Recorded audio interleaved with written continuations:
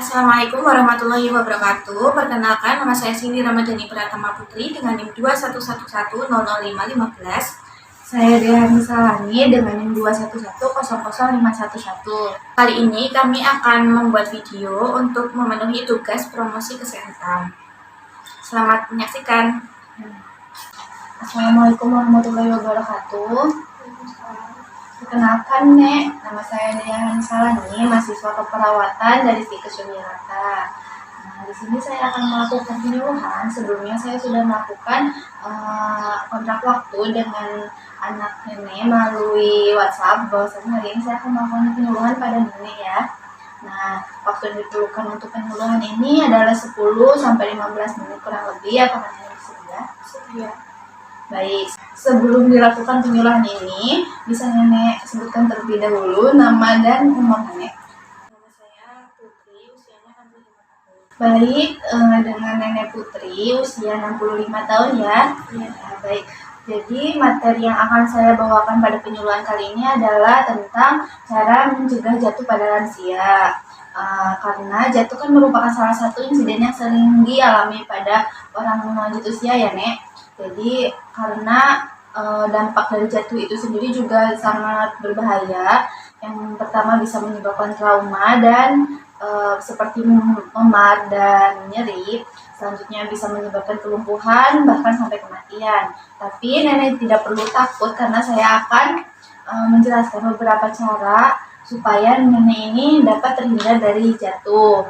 Nah, di sini saya akan menyampaikan materinya melalui PowerPoint yang telah saya siapkan. Jadi, nenek bisa memperhatikan PowerPoint-nya ya.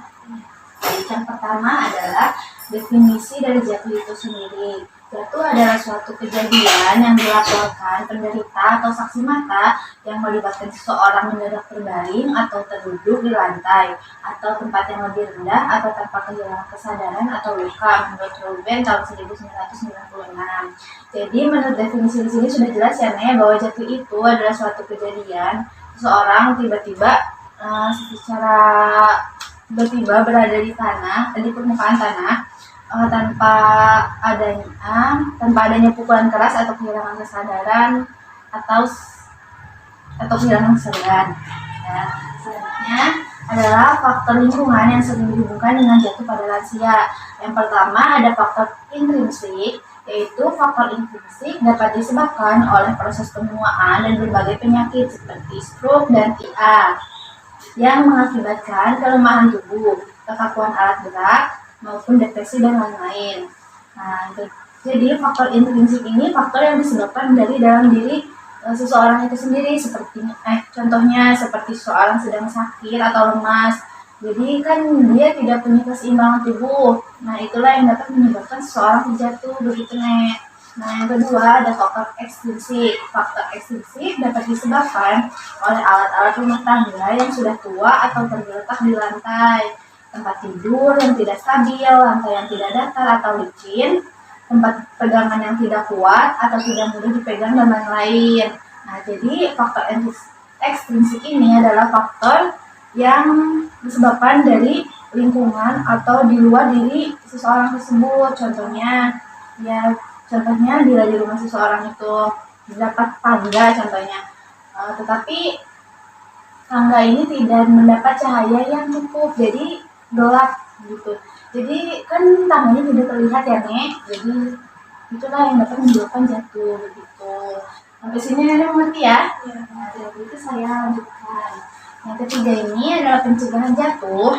Jadi jatuh ini dapat dicegah dengan beberapa cara. Yang pertama ini ada latihan fisik. Contohnya, latihan fisik yang dianjurkan untuk usia lanjut adalah yang tidak terlalu berat atau memaksakan, jadi hanya sering berjalan saja. Jadi kayak jalan-jalan sore gitu, Nek.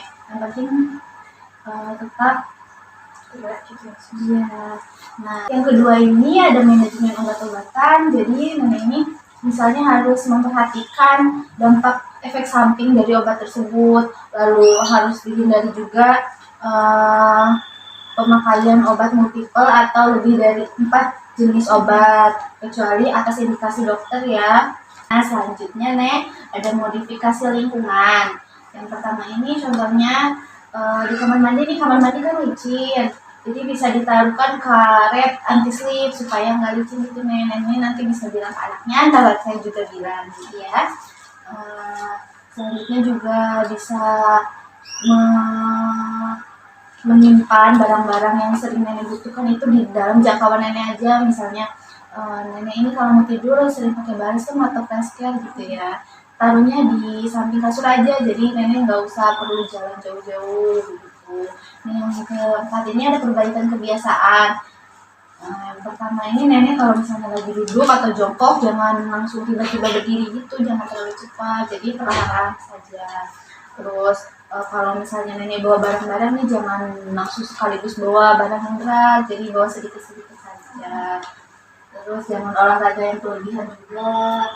Nah, selanjutnya dan perhatikan alas kaki yang digunakan untuk usia lanjut ini, usahakan tidak usah menggunakan alas kaki yang ada haknya. Jadi senyamannya saja. Lalu gunakan juga alas kaki yang memiliki karet anti slip supaya tidak licin. Nah, yang selanjutnya adalah pemeriksaan fungsi pendengaran dan penglihatan. Nenek bisa melakukan pemeriksaan ini di puskesmas atau di rumah sakit secara teratur 3 bulan sekali. Terus yang terakhir adalah pemeliharaan kekuatan tulang. Bisa dilakukan dengan cara sarapan yang teratur, lalu latihan fisik juga, bisa mengonsumsi suplemen tulang juga. Nah, begitu. Sampai sini sudah paham ya? Sudah. Selanjutnya ada hal-hal yang dilakukan pasca jatuh. Nih cara yang dapat dilakukan manusia setelah jatuh jika masih bisa bangun. Jadi masih sadar, dalam keadaan sadar. Yang pertama, mengangkat tangan dengan bantuan siku. Yang kedua, mengangkat tubuh lagi dengan bantuan lutut, dan kedua lengan lurus. Pegang permukaan kursi atau benda yang untuk membantu berdiri. Lalu hadapkan tubuh ke kursi untuk berdiri. Yang terakhir, putar badan pelan-pelan dan duduk di kursi. Begitu Nek. Nah, materinya Nek sudah selesai. Nah, sampai sini apa ada yang ingin Nenek tanyakan? Ada tadi di PPT-nya suster kan ada faktor intrinsik, terus itu menyebutkan TIA. TIA itu apa ya? Jadi kan TIA itu semacam stroke ringan yang berlangsungnya hanya dalam beberapa detik atau menit begitu. Setelah itu kita seperti biasa lagi, tapi ya seperti dia tiba-tiba datang seperti itu. Gitu. Ada yang ditanyakan lagi? Tidak. Kalau begitu, kalau sudah mengerti berarti Nenek bisa menjelaskan ulang beberapa yang sudah saya tadi sampaikan, Nenek. Bisa. Jadi jatuh itu adalah keadaan seseorang yang terbaring di permukaan tanah tanpa adanya pukulan dan tanpa kehilangan kesadaran. Ya. Terus faktor penyebabnya itu ada 2 sus. Yang pertama itu intrinsik dan ekstrinsik. Nah, intrinsik itu faktor dari tubuh manusia sendiri, seperti kayak kekuatan otot yang mulai lemah seperti itu. Terus yang ekstrinsik itu faktor dari luar, misalnya kayak modifikasi lingkungan yang dilakukan. Yang selanjutnya itu ada pencegahan jatuh pada lansia. Yang pertama itu latihan fisik, terus manajemen obat-obatan, modifikasi lingkungan, perbaikan kebiasaan, mengganti alas kaki, terus periksa mata dan telinga. Terus yang terakhir pemeliharaan kesehatan tulang. Ya, baik, berarti Nenek sudah sangat mengerti apa yang saya sampaikan tadi ya. Selanjutnya saya akan mungkin sekitar seminggu atau 3 hari ke depan saya akan kesini lagi untuk melakukan latihan tadi, apa yang harus dilakukan setelah jatuh begitu. Nah, nanti saya akan melakukan kontak waktu lagi dengan anak Nenek ya. Baik, setelah ini berarti penyuluhannya sudah selesai. Kalau begitu saya terima kasih ya Nek sudah meluangkan waktunya. Semoga bermanfaat. Terima kasih Sus ya, sama-sama. Kalau begitu saya pamit ya Nek. Assalamualaikum. Waalaikumsalam.